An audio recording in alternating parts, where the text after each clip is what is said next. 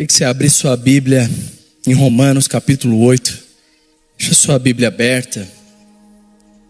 Hoje o Senhor me trouxe algo para compartilhar com a igreja que tem muito a ver com o que o Senhor fez na minha vida. Eu comecei no Evangelho há aproximadamente uns 20 e tantos anos, quando o Senhor me encontrou. E ali começou um processo de restauração, transformação e cura dentro de mim. E nessa jornada, quando conheci o pastor Thelma, Abba Pai,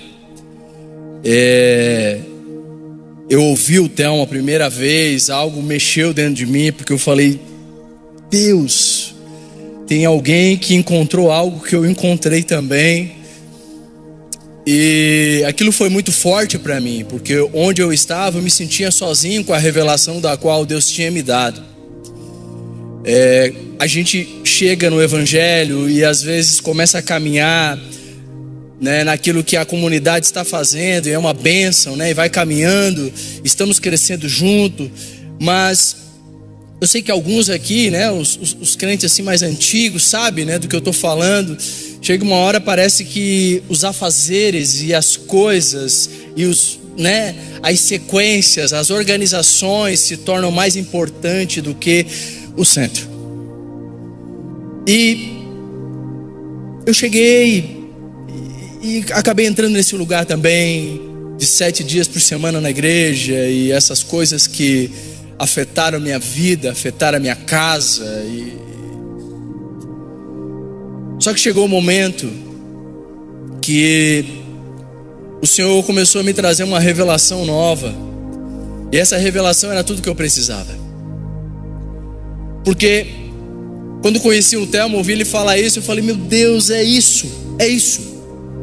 Eu também acredito assim. O que você está falando, Claudemir? É porque tem muita gente que conhece Deus somente como Senhor. E às vezes uma relação distante, uma relação de que parece que Deus é aquele Senhor sentado no trono, com um cajado na mão, pronto para te disciplinar e te bater a partir do momento que você errar. E não consegue perceber Deus no aspecto do que fundamentou essa comunidade, que é um Deus Pai. Abba Pai nasceu com um propósito de restaurar o coração de filhos, de órfãos, e levar ao coração do Pai. Nós tínhamos até na época de um slogan sobre isso. E Deus nos conectou quando a gente chegou, e eu me senti muito feliz de estar nesse lugar e caminhar nesse lugar por esses anos. E aí, para contar um pouquinho da história, nessa jornada, né, de caminhada, eu percebi no caminho que eu tinha um problema de paternidade. Lá na época eu achei que eram coisas comportamentais, coisas que eram só minhas, mas eu comecei a perceber que a maneira que eu servia ao Senhor, por mais que com uma motivação correta, eu ainda não o conhecia como Pai. E existe uma grande diferença quando você não conhece Deus como Pai, porque se você não conhece Deus como Pai, você ainda não se entendeu como filho. E se você não se entendeu como filho, a sua identidade ainda está fragmentada. E se a sua identidade como filho ainda está fragmentada, existem algumas lacunas e coisas que vão estar disfuncionais. E Deus nunca deixou de ser Pai. Ele nos criou Adão e Eva no jardim do Éden, e na viração do dia Ele estava lá. Porque Deus não criou o homem para estar distante. Nós somos obras-primas feitas pela mão de Deus. Ele criou o homem, do homem fez a mulher, para que ele pudesse se relacionar. Então, a ideia de Deus não era fazer uma criatura. A ideia de Deus, desde o início, era filhos. Mas lá no Éden, o pecado entrou, a desobediência entrou, através de Adão e Eva. E naquele momento, através do pecado, nós fomos separados de Deus. E quando fomos separados de Deus, houve uma desconexão. E essa desconexão, a partir daquele momento, Deus já preparou para que ela fosse reatada. Então, a minha proposta para você nessa noite é para que, de uma maneira simplificada, simples, você possa sair desse lugar entendendo e respondendo a uma pergunta muito simples: quem é seu pai agora? Porque é intrigante, é tão simples, mas se eu responder essa pergunta sabendo quem é meu pai agora, muitas das minhas atitudes e comportamentos vão ter clareza na minha vida. Se eu entender que Deus é meu pai, Ele é protetor. Se eu entender que Deus é meu pai, Ele é provedor. Se eu entender que Deus é meu pai, Ele é poderoso. Se eu entender que Deus é meu pai, Ele é onipresente. Se eu entender que Deus é meu pai, eu sou curado da ansiedade. Se eu entender que Deus é meu pai, eu sou curado da escassez. Se eu entender que Deus é meu pai, muitas coisas farão sentido. Então, quem é seu pai? Muitos cristãos não se relacionam com Deus como pai. Eles não conseguem se relacionar com Deus como pai. Eles se relacionam com Deus como um Senhor. E Ele é Senhor, e é soberano, e é todo poderoso, e merece toda a reverência, honra e glória. Mas Ele espera que, como aquele pródigo, o filho esteja em casa e se relacione como filho. Como o filho pródigo volta para casa depois de ter caído em si, ele volta para ser servo, mas o pai não aceita ele como servo. Coloca sandálias nos pés, anel nos dedos e faz uma festa. Porque a vontade de Deus é de se relacionar com os seus filhos. E por que os cristãos não se relacionam com Deus como pai? Porque eles não sabem o que é um pai.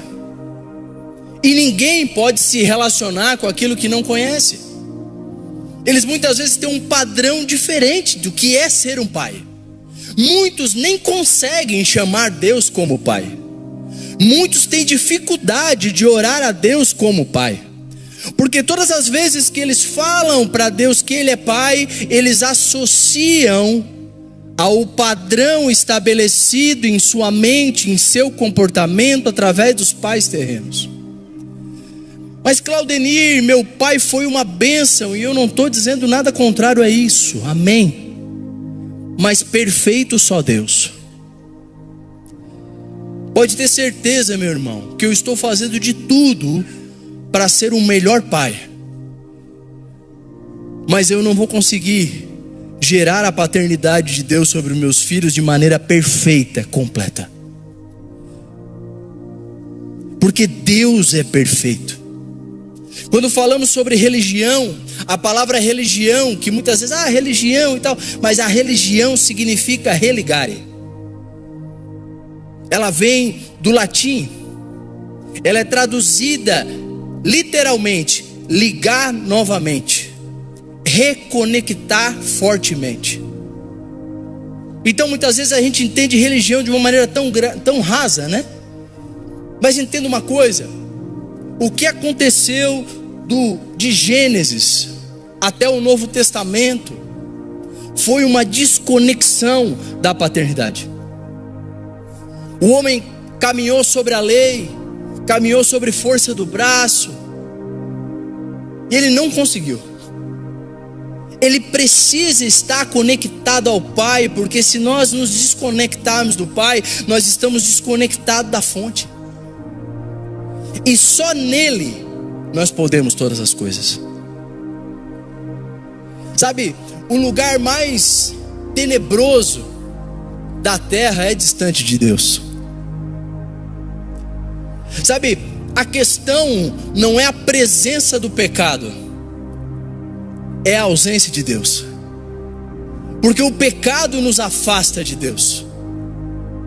O pecado, ele é só aquilo que impede o agir, muitas vezes no agir de Deus na nossa vida. O pecado nos afasta de Deus. E eu sei, meu irmão, tem camadas, tem coisas para ser trabalhada. Eu sei que você talvez hoje está aqui num primeiro culto e ouvindo o pastor falar um negócio desse. Mas deixa eu falar uma coisa para você. Você que está aqui a primeira vez, Deus quer ser teu pai. Talvez você chegou aqui com um vazio da orfandade, desconectado, se sentindo sozinho. Talvez você chegou aqui com vários problemas, sexualidade distorcida e uma série de coisas relacionada à desconexão dessa paternidade. Quanta compensação como válvula de escape através dos traumas sofridos que você não conseguiu romper sozinho. Problemas emocionais, problemas financeiros, rejeição, depressão, ansiedade, coisas que são sintomas de uma desconexão de um Deus.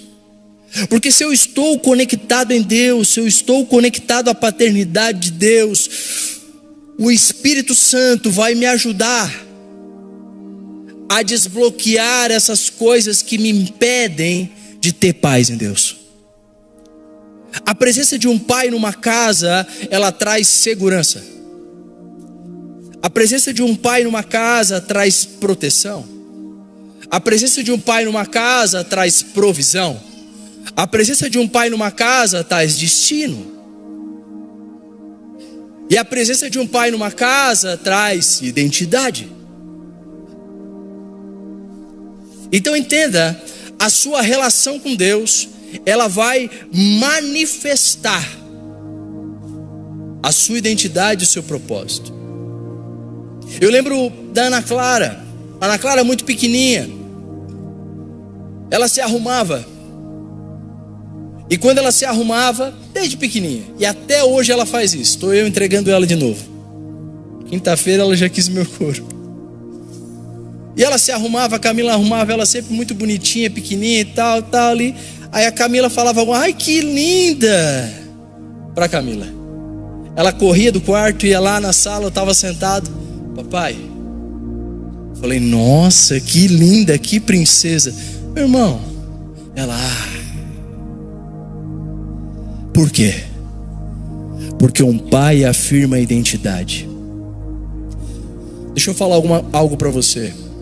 A maior guerra que está acontecendo no mundo espiritual é para que marido, esposa se divorciem, se desconectem, ou para que o pai saia de casa, fique distante da família, distraído, para que a presença do pai não esteja nessa casa, porque se não estiver a presença do pai nessa casa, isso vai afetar os filhos e os filhos dos filhos.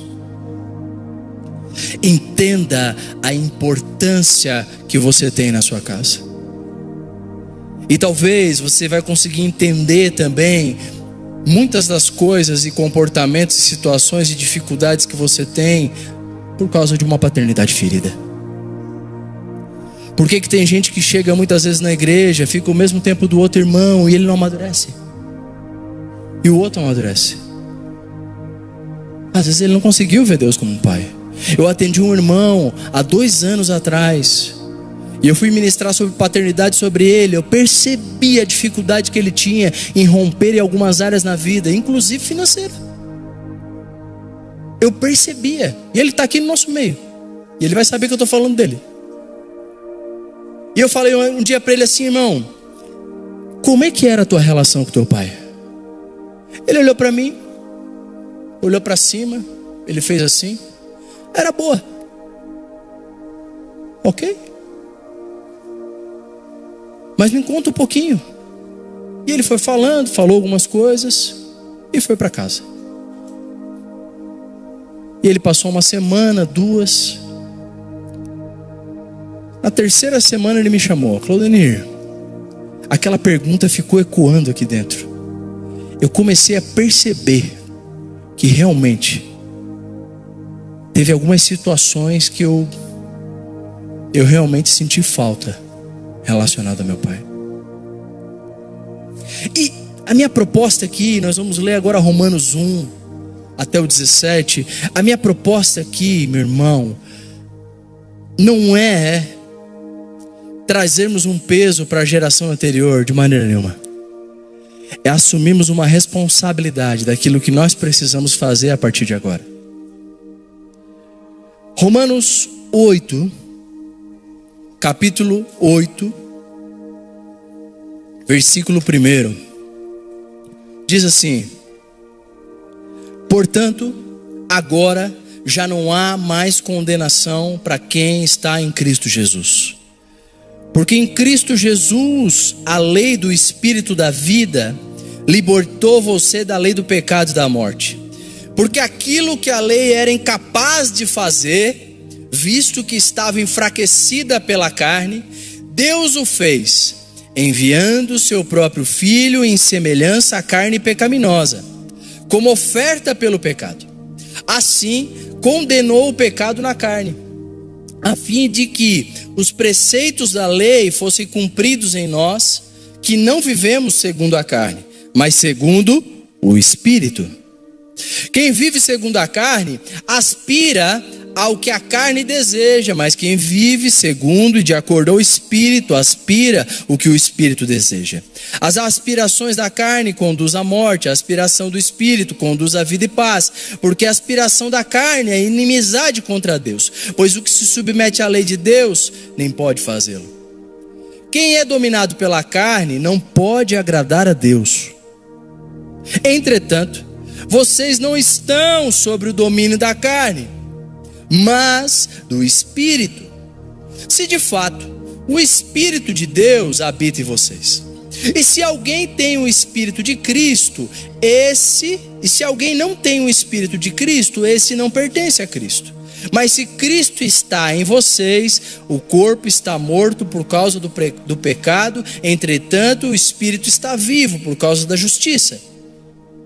Agora, se o Espírito daquele que ressuscitou Jesus dentre os mortos habita em vocês, aquele que ressuscitou Cristo dentre os mortos também dará vida ao corpo mortal de vocês, por causa do Espírito dele que habita em vocês. Portanto, irmãos, somos devedores não da carne para vivermos sujeitos a ela. Pois se vocês vivem de acordo com a carne, morrerão. Mas se pelo Espírito viverão, se pelo Espírito fizerem morrer os atos do corpo, viverão. Porque todos os que são conduzidos pelo Espírito de Deus são filhos de Deus. Eu queria que você grifasse isso. Porque todos que são conduzidos pelo Espírito de Deus são filhos de Deus. Pois vocês não receberam um espírito de escravidão para novamente ter medo, mas receberam um espírito que os torna filhos por adoção, por meio do qual clama: Abba, Pai. O Espírito testemunha no nosso espírito que somos filhos de Deus. E se somos filhos de Deus, somos herdeiros de Deus e co-herdeiros com Cristo. Se de fato sofremos com Ele, também com Ele seremos glorificados. Jesus não veio inserir uma religião. Jesus não veio simplesmente nos salvar. Eu sei que parece que não é simples salvar, porque é salvar para a eternidade. Mas Jesus veio fazer muito mais que isso. Jesus não veio trazer você, só resgatar você e sair de cena. Não. Jesus veio te resgatar a um relacionamento à família de Deus. A Bíblia diz que Jesus é o primogênito. Se Ele é o primogênito, tem os outros. Então o que Jesus veio fazer? Jesus veio te apresentar ao Pai. Esse é o propósito de Jesus. Antigo Testamento, a palavra Deus chamado Pai 15 vezes. Novo Testamento 245. Acho que aqui explica alguma coisa.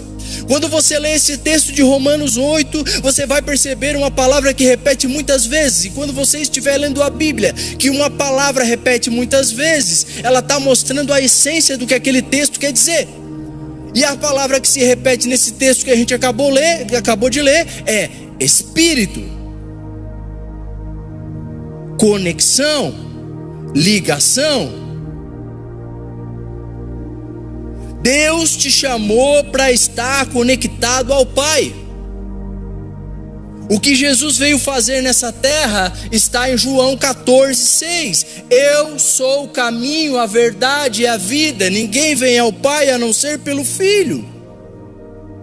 Existe um caminho. E o caminho é Jesus. E Jesus está te apresentando o Pai nessa noite. Eu vivi por muitos anos repetindo padrões e pecados, escravizados, com feridas abertas em relação à paternidade do meu pai.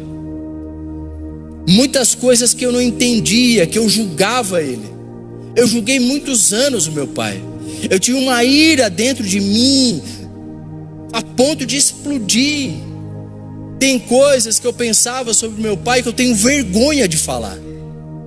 Por quê? Porque eu não tinha respondido essa pergunta: quem é meu pai agora? E eu já conhecia o Evangelho, eu já conhecia a palavra, eu já tinha contato com a igreja, mas eu não me relacionava com Deus como pai. Ou seja, eu caminhava na comunidade, mas eu ainda era cativo de um espírito de orfandade. Fazia coisas na igreja, mas ainda estava preso num espírito de orfandade. Esperava validação, sentia rejeição, esperava ser visto e não ser serviço. E muitas coisas se repetiam na minha vida. Foi quando em 2013 Deus iniciou um processo de mudança, de cura dentro de mim. E eu passei a ser liberto desse espírito de orfandade que ronda e captura os filhos de Deus. A orfandade é um cativeiro, porque ela impede de você se conectar com o Pai, com a fonte. E eu comecei a entender na minha vida esses padrões. E eu precisei primeiro rasgar o meu coração. Eu precisei entender o meu interior, e baixar o meu orgulho, me humilhar. Porque a raiz de orgulho, ela te impede de ver o Pai. Se você não for humilde, você não tem como desfrutar da presença do Pai. Porque a Bíblia diz que Deus abate o soberbo e dá graça ao humilde. Se você quer participar da graça, se renda. E eu precisei me render. Eu tinha muita justificativa. Eu tinha muita desculpa para dar errado nessa terra. E eu tinha muita gente para botar culpa, inclusive meu pai. Mas o Espírito do Senhor veio sobre mim. Falou: Danilo, como é que isso acontece? Para você que é pai, que já está tudo resolvido, pense nesse padrão que eu vou estabelecer aqui para você entender. Quando você tem um pai exigente, seco, um pai seco, exigente, você vai configurar dentro do coração de um ser, de uma criança, um Deus chefe, um Deus exigente. E Deus não é um Deus exigente. Deus é um Deus que ama de maneira incondicional. Esse é o padrão bíblico. Quando um pai é rigoroso demais e controlador, você está comunicando no coração desse ser, dessa criança, um Deus religioso. E Deus, Ele é graça, Ele é misericórdia. Quantos irmãos estão desviados e com culpa e com medo de vir diante de Deus para restaurar a sua vida, com vergonha, porque não acredita muitas vezes dentro do seu interior que Deus vai os perdoar. Eu já vi gente me perguntar: será que Deus me perdoa? Aonde diz na Bíblia que o amor de Deus não é incondicional? Aonde diz na Bíblia que Deus não resiste a um coração quebrantado? Não, a Bíblia diz que Deus não resiste a um coração quebrantado. Ele não vai resistir a esse coração. Um coração quebrado e quebrantado diante de Deus. Um pai ausente. Um Deus que não existe. Muitos ateus têm esse tipo de situação. Um Deus que não existe. Não, Deus não existe, porque dizer que Deus não existe é mais fácil. Talvez abandonado, rejeitado, órfão. Deus nunca nos abandona. Um pai inconstante vai gerar um Deus imprevisível. Não sei o que vai acontecer. Um pai que não cumpre suas promessas é um Deus que é injusto, que dá ganhos para algum e não para outros. Um pai limitado vai configurar um Deus mesquinho, e Deus é generoso. Ele é um Deus de abundância, Ele é um Deus fiel. Não foi fácil, meu irmão, como pode ser que não seja fácil para você. Foi um processo doloroso. Foi um processo doloroso eu liberar, mas eu entendi que eu precisava liberar meu pai. E quando liberei meu pai, eu comecei a entender a vida do meu pai. E eu vi que ele foi órfão com 4 anos de idade. Ele era um de 17 irmãos. E um em 17 irmãos, órfão de pai, como que ele ia receber paternidade? E meu pai, eu comecei a separar o meu pai das atitudes dele e entender: meu pai me deu o que tinha. Mas quando que eu entendi isso? Quando eu entendi a paternidade de Deus. Porque através da paternidade de Deus eu pude entender o perdão. E se eu não entender o perdão, eu não consigo. Por quê? Porque para mim e para você era condenação. E como é que Deus religou a nossa relação? Através do perdão. Jesus Cristo foi crucificado para que eu e você fôssemos perdoados, e essa graça precisa ser estendida. Existia algo dentro do meu coração, culpa e muitas coisas, mas naquele momento eu decidi assumir a responsabilidade e começar um processo de reconstrução de paternidade com meu pai. E eu digo para você, o que eu vivo hoje em Deus está totalmente fundamentado na minha decisão de ter perdoado meu pai. Meu pai é carequinho igual eu. Tem cabelo só na lateral, nas bainhas aqui. E um tupetinho aqui, ó. Ontem eu tava lá ainda, a gente cortou o cabelo dele. Cortar o cabelo de um careca. Eu lembro de um dia, depois de todo esse processo doloroso, eu estava na casa dele. E ele estava bem cabeludo assim, os cabelos pareciam o galinhão com bica. Só riu quem lembra. E aí, pai, vamos cortar o cabelo. Peguei a máquina, ele de costas para mim.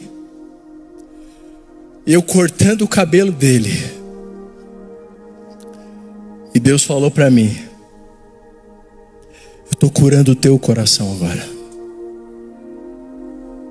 Porque eu entrava na casa do meu pai e eu não tinha coragem de abrir a geladeira, porque eu não me sentia filho. Meu pai falava para pegar algo na geladeira, eu era pior que um estranho talvez. Meu irmão entrava, dominava tudo. Tava nem aí, para ele tá tudo bem, para mim não. Mas quando eu tava ali com a mão na cabeça do meu pai, já convertido, já passado por esse processo de restauração na minha vida, Deus falou no meu coração: eu estou curando a tua paternidade agora. Eu derramei lágrimas, sequei rápido. Irmão, eu quero dizer algo para você.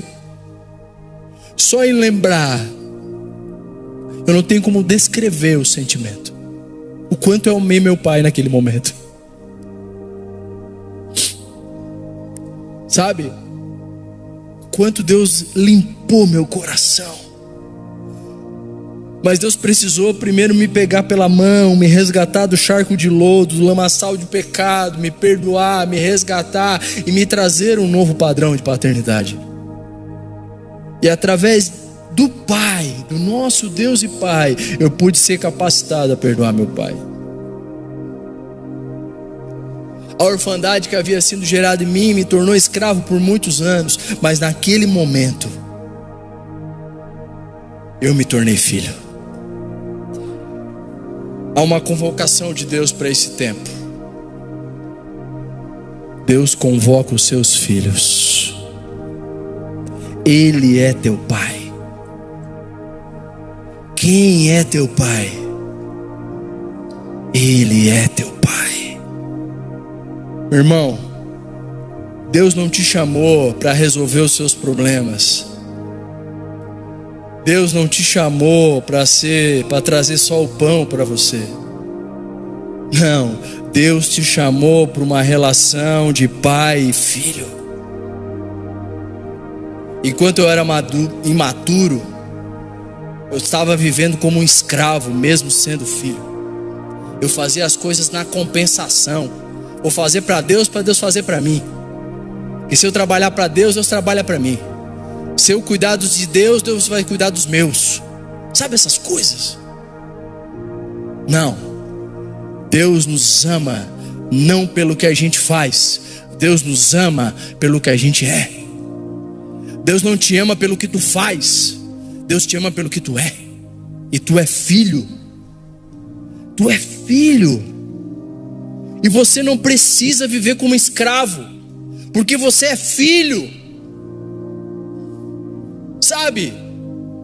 As cadeias foram abertas, os grilhões foram arrebentados, o véu do templo se rasgou do alto a baixo, para que você tivesse acesso a essa paternidade em Deus.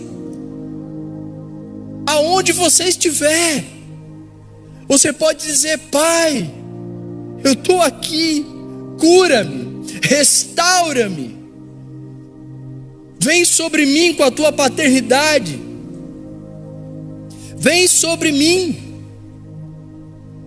Deus quer restaurar a sua relação, essa que está associada a seu pai terreno, para que ele possa ser o seu pai. Tem um texto em Ezequiel 18 que diz assim: que é isso que vocês andam repetindo essa parábola em Israel? Os pais comem uvas verdes e os dentes dos filhos é que embotam? A pessoa que pecar, essa morrerá. O filho não levará a culpa do pai, nem o pai levará a culpa do filho. A justiça do justo ficará sobre ele, e a perversidade do perverso cairá sobre ele. Irmão, deixa eu falar uma coisa para você. Não é culpa do seu pai. Não transfira essa responsabilidade a ele. O que ele deu é o que ele tinha. Era o melhor que ele tinha. Então, esse pecado, essa vida que você está levando, não é culpa do seu pai. Seu pai deu o que tinha. Não transfira isso a ele. Deus quer restaurar a sua paternidade nessa noite. Ele te amou tanto, tanto, tanto, que Ele entregou o seu primogênito para que você não vivesse como escravo. O povo de Israel é liberto do Egito, da casa de Faraó. Faraó representa o diabo, o governo das trevas. O povo sai para uma terra prometida, que manava leite e mel, que havia provisão, proteção e tudo mais. Todo esse processo desde o Egito, e nessa caminhada você percebe o comportamento daquele povo. Um povo obstinado, que sai do Egito, mas o Egito não sai dele.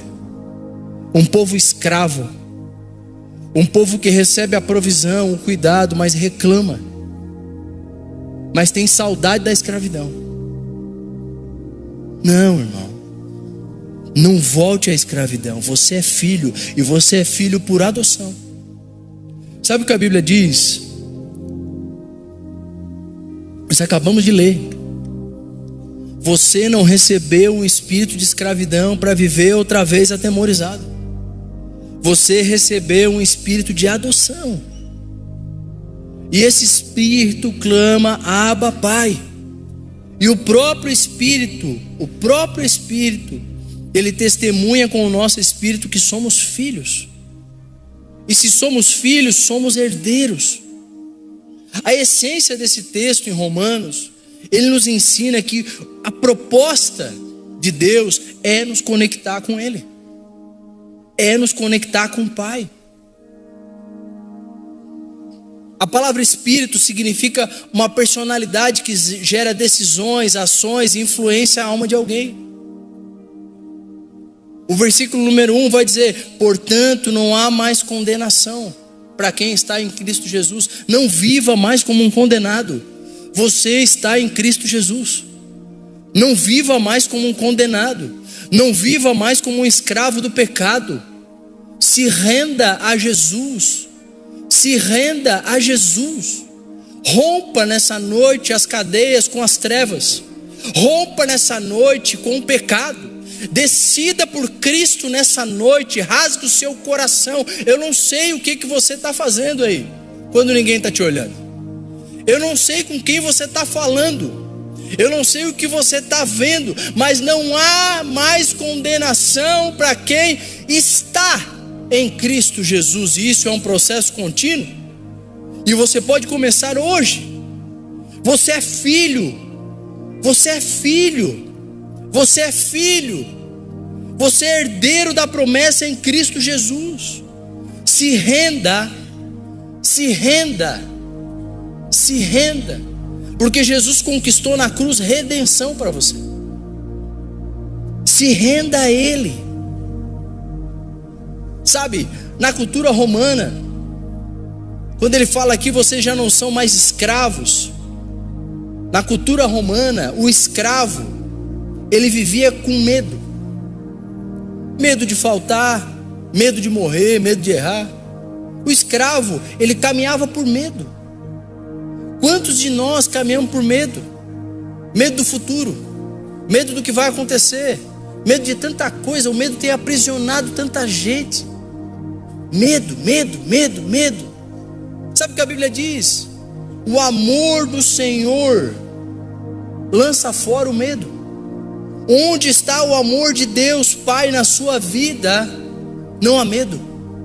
Porque o medo subpõe um castigo. Mas aquele que é aperfeiçoado no amor não tem medo. Sabe, lá em Roma tinha milhões de escravos. Os escravos podiam cuidar dos filhos, podiam administrar os negócios, eles até eram de confiança, mas eles continuavam a ser escravos. Então assim, meu irmão, você pode passar anos na igreja e continuar sendo escravo, se você não entender a paternidade de Deus na sua vida. Deixe, permita Deus ser teu pai. Você não é amado pelo seu trabalho. Você não é amado pelo que você faz. Você não é amado só quando acerta. Você também é amado quando erra. Você é amado por Deus de maneira incondicional. Jesus foi batizado, recebe uma palavra do céu, desce as águas, é levado pelo Espírito para ser tentado. Aonde que Satanás quer tocar? Na identidade. Porque lá no batismo ele diz: esse é meu filho amado. Lá na tentação do deserto, Satanás diz: se tu é o filho amado, se tu é, transforma. Se tu é, faz. Se tu é, te joga. Sabe o que Satanás quer fazer com você? Tirar a sua identidade de filho. Por isso que ele apresenta com bandejas pecados e situações para você se desviar do caminho. Porque se o espírito de orfandade te capturar, você se afasta de Deus. Jesus foi provado na filiação para que eu e você fôssemos filhos. Não permita que Satanás te distancie do Pai. Não permita. Sabe o que Jesus falou? Porque eu desci do céu não para fazer a minha própria vontade, mas daquele que me enviou. João 14:21, aquele que me ama será amado pelo meu Pai, e eu o amarei e me manifestarei a ele. João 14:9, quem me vê a mim, vê o Pai. Segundo ponto, você foi adotado. A adoção nesses tempos bíblicos, ela era extremamente respeitada. Um filho por adoção, ele não podia ser rejeitado. Era uma decisão. No mundo romano, se adotava inclusive adultos. Para você ter uma ideia, para que ele pudesse herdar os bens da família. O filho adotado era escolhido, você foi escolhido para ser filho. Você tem nome e sobrenome da família de Deus. Você tem um novo nome. Você é filho de Deus. Deus escolheu te adotar. Deus escolheu se relacionar com você. As suas dívidas foram canceladas. Deus mudou a sua identidade. Você recebe todos os direitos em Cristo Jesus, e essa adoção é irrevogável. Quem é filho sempre será filho. Adoção significa colocar alguém numa posição de filho. Você é filho. Você é filho. Você é filho. Sabe o que diz Efésios? Bendito seja Deus e Pai do nosso Senhor Jesus Cristo, que tem nos abençoado com toda sorte de bênção espiritual nas religiões celestiais em Cristo, assim como nos escolheu antes da fundação do mundo, para sermos irrepreensíveis diante dele. Em amor, nos predestinou para a adoção de filhos, por meio de Cristo Jesus, segundo o seu propósito, para a sua glória e graça. Você é filho. Sabe o que diz 1 João 1? Ele veio para os seus, mas os seus não o receberam. Mas todo aquele que o recebeu, esse fez saber a se tornar filho de Deus. Você é filho. Você foi chamado por um propósito. Terceiro ponto, Deus tem um propósito na sua vida, meu irmão. João 8, 28, 29 diz: sabemos que todas as coisas contribuem juntamente para o bem, que todos aqueles que amam a Deus, dos que foram chamados de acordo com o seu propósito. Pois é aquele que quem previamente conheceu também predestinou para serem conforme a sua imagem, a imagem do seu Filho, a fim de que ele seja o primogênito entre muitos. Há uma ardente expectativa da criação, da manifestação dos filhos de Deus, e você é filho. Filho tem intimidade. Filho pode abrir a geladeira. Filho pode pular na cama. Filho desfruta do que é do pai. Filho, ele tem a presença do pai e prefere muitas vezes a presença do que o presente. Filho é herdeiro. No Getsemane, Jesus citou essa palavra que nós acabamos de ler: Abba, Pai. Paizinho, pedindo para que Deus afastasse aquele cálice. Mas Jesus estava num processo: tornar eu e você filho. A pergunta que eu vos faço: quem é seu pai?